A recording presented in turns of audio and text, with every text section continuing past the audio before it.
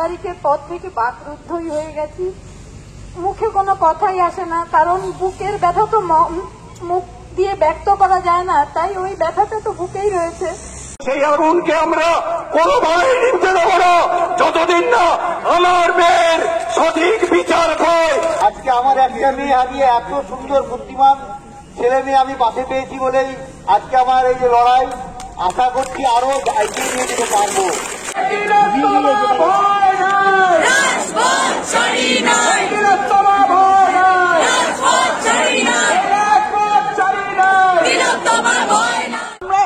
সেই 9 তারিখের পর থেকে আমাদের জীবনটা পুরো স্তব্ধ হয়ে গেছে। একটা ফোন কল আমাদের পুরো জীবনটাই, আমাদের সবার জীবনটাকে আমাদের তছনছ করে দিয়েছে, যেটা আমরা কোনোদিন কল্পনা করতে পারিনি। চোখের সামনে যেই মেয়েটাকে ছোট থেকে তিলে তিলে বড় হতে দেখা, সেই মেয়ের এই পরিণতি আমরা মানতে পারি না।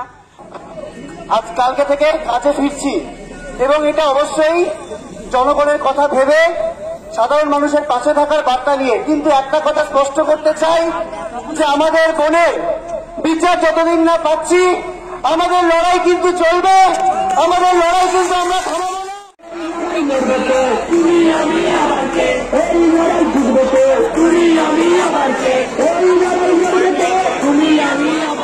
সেই আগুনকে আমরা কোনোভাবেই নিভতে দেব না যতদিন না আমার মেয়ের সঠিক বিচার হয়।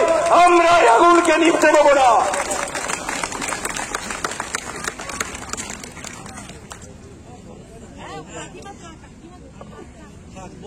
আর বলতে হবে না না না, উনি বলবেন যে যন্ত্রণা 9ই আগস্ট সকাল থেকে ভোগ করছেন, যে যন্ত্রণা, যে দুঃখ, যে কষ্ট, যে শোক, আজ সেটা রাগ ঘৃণা হয়ে রাজপথে আজকে করছে। আমাদের সেই রাগ, সেই দুঃখ, আজকে ঘৃণা, আমরা সেই ঘৃণাকে উগরে দিতে চাই। আমাদের মনের ভেতরের আগুন আমরা নিভতে দেবো না। তাই জন্য নিশ্চয়ই অনেক কষ্ট মায়ের, অনেক কষ্ট, সেটা আমার বলার কোনো ভাষা নেই। তাও আমি বলবো আপনারা সবাই আছেন, অন্তত দুটো কথা বলবেন।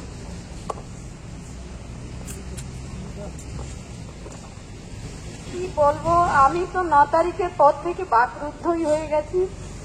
মুখে কোনো কথাই আসে না, কারণ বুকের ব্যথা তো মুখ দিয়ে ব্যক্ত করা যায় না, তাই ওই ব্যথাটা তো বুকেই রয়েছে। তবে একটাই আশা যে এত সাধারণ নাগরিক আমার পাশে আছে, সবাই আমার মেয়েকে তাদের পরিবারের মেয়ে ভেবে আন্দোলনে নেমেছেন। আর জুনিয়র ডক্টররা, তারা তো আমার ছেলে মেয়ে, তারা যেভাবে বৃষ্টিতে, ঝড়ে বৃষ্টিতে, রোদে পুড়ে কষ্ট করে এতদিন ধরে লড়াই চালিয়ে গেছে, তাদের তো আমি কি বলবো, ছোট না হলে তাদের প্রণামই করতাম আমি।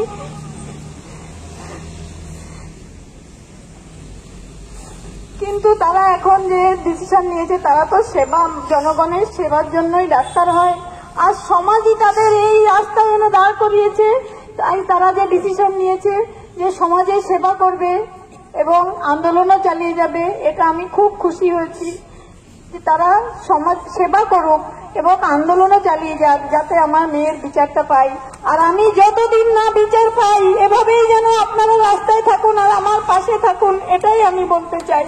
নেমেছেন এবং এই জুনিয়র ডাক্তার যে আমার পাশে দাঁড়িয়ে এই মাত্র বলে গেল, আমি আশা করবো সবাই এই কথাটা, ওর কথাটা মন দিয়ে শুনেছেন।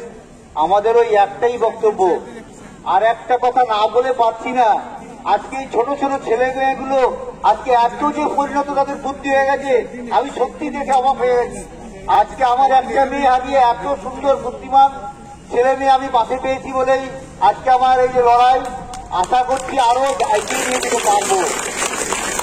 আজকে তারা যে আনুষ্ঠানিকভাবে কাজে ফিরেছে, তার জন্য তাদের সত্যি মানে তাদের সঙ্গে আমি একমত, কারণ মানুষের সেবা হচ্ছে তাদের প্রথম ধর্ম এবং এই সেবার মধ্য দিয়েই তারা আন্দোলনটা চালিয়ে যাক, আমি এটাও চাইব।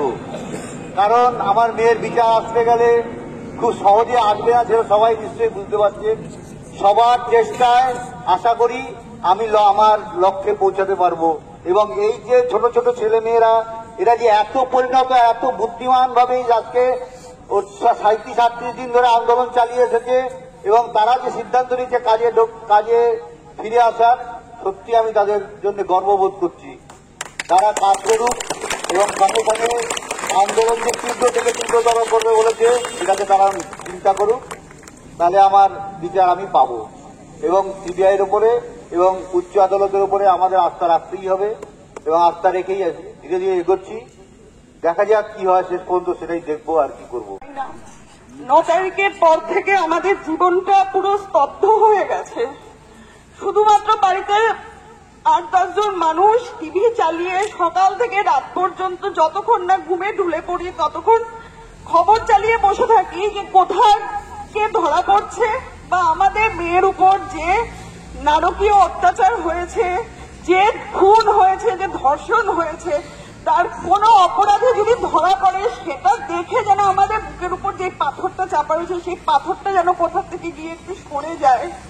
আমরা এক মুহূর্ত আমাদের কোনো আলোচনা নেই, শুধু আপনারা রাস্তায় আছেন, মানে পথে নেমে প্রতিবাদ করছেন। আমরা হয়তো সেটা করতে পারছি না সব সময়, কিন্তু আমরা একটা সেই 9 তারিখের পর থেকে আমাদের জীবনটা পুরো স্তব্ধ হয়ে গেছে। একটা ফোন কল আমাদের পুরো জীবনটাই, আমাদের সবার জীবনটাকে আমাদের তছনছ করে দিয়েছে, যেটা আমরা কোনোদিন কল্পনা করতে পারিনি। চোখের সামনে যেই মেয়েটাকে ছোট থেকে তিলে তিলে বড় হতে দেখা, সেই মেয়ের এই পরিণতি আমরা মানতে পারি না। আপনারা আছেন, আপনারা থাকুন। জুনিয়র ডাক্তার, সিনিয়র স্যাররা সব সময় আমাদের সাথে থাকে, তাদের মাধ্যমে আমরা সব খবর জানতে পারি। আপনারা সাধারণ মানুষ যেভাবে যেরকম আছেন পাশে, আমরা যতদিন না আমাদের মেয়ের বিচার পাই আপনারা এইভাবে আন্দোলন চালিয়ে যাবেন, এইভাবে লড়াই চালিয়ে রাস্তা আপনারা কেউ ছাড়বেন না, কারণ আপনাদের শক্তি আমাদের অনেক বড় মনোবল। আপনারা আজকে রাস্তায় আছেন বলে আমরা ঘরে থেকেও আমরা জানি যে আমাদের জন্য অনেক মানুষ রাস্তায় নেমে, আমাদের মেয়ের জন্য অনেক মানুষ রাস্তায় নেমে প্রতিবাদ করছেন। আপনারা এই প্রতিবাদকে থামতে দেবেন না। যেই উৎসব চলছে সেই উৎসব চলুক, সেই উৎসব যেন না থামে। আপনাদের কাছে এটুকুই আমাদের অনুরোধ পুরো পরিবারের তরফ থেকে। আমরা বিচার চাই। We want justice, we want justice, we demand justice, we demand justice. আজকে আমাদের বিচারহীন 42 দিন। আপনারা জানেন গতকাল আমরা সিদ্ধান্ত নিয়েছিলাম যে কিছু দাবি আংশিক পূরণ হওয়ার পর আমাদের স্বাস্থ্য ভবনের সামনে যে অবস্থান বিক্ষোভ সেটা আমরা প্রত্যাহার করেছিলাম এবং আমরা আংশিকভাবে আজ কালকে থেকে কাজে ফিরছি এবং এটা অবশ্যই জনগণের কথা ভেবে সাধারণ মানুষের পাশে থাকার বার্তা নিয়ে। কিন্তু একটা কথা স্পষ্ট করতে চাই যে আমাদের বোনের বিচার যতদিন না পাচ্ছি আমাদের লড়াই কিন্তু চলবে, আমাদের লড়াই কিন্তু আমরা থামাবো না, আমাদের লড়াই কিন্তু আরো তীব্রতর হবে। আমরা কিন্তু রাজপথে থাকবো, আইনি লড়াই লড়বো এবং এরপরেও যদি আমাদের বিচার পেতে দেরি হয় আমাদের আন্দোলন কিন্তু আরো তীব্র থেকে তীব্রতর হবে। কারণ এই আন্দোলন শুধুমাত্র জুনিয়র ডাক্তারের আন্দোলন নয়, এই আন্দোলন আজকে প্রত্যেকটা মানুষের, প্রত্যেকটা নাগরিকের বিচার পাওয়ার আন্দোলন হয়ে উঠেছে। এইটুকুই বলবো, এর থেকে বেশি কিছু নয়। আপনারা সবাই আমাদের পাশে থাকবেন, সবাই আমাদের, এটা কেউ কারোর পাশে থাকার বিষয় নয়, এটা প্রত্যেকের লড়াই। আমরা সবাই একসাথে এই লড়াইকে একসাথে আমরা বিচার ছিনিয়ে আনবো।